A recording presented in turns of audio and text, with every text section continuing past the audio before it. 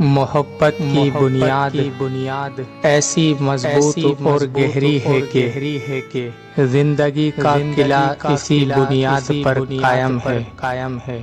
بچپن ہو یا شباب، جوانی ہو یا بڑھاپا، سب محبت کی آغوش میں پرورش پاتے ہیں۔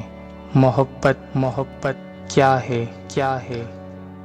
محبت بچوں کے لیے سامان تربیت و پرورش، جوانوں کے لیے سامان جنون و وحشت، بوڑھوں کے لیے سامان تسکین و طمانینت، غریبوں کے لیے سامان خلوص و ارتباط، امیروں کے لیے سامان عیش و تفریح، بدماشوں کے لیے سامان معصیت و ظلمت، نیک معاشوں کے لیے یعنی نیک لوگوں کے لیے سامان لطف و راحت، جانوروں کے لیے سامان تخلیق و تولید، انسانوں کے لیے سامان شعور و تہذیب، کافروں کے لیے سامان حرص و طمع، اور مومنوں کے لیے سامان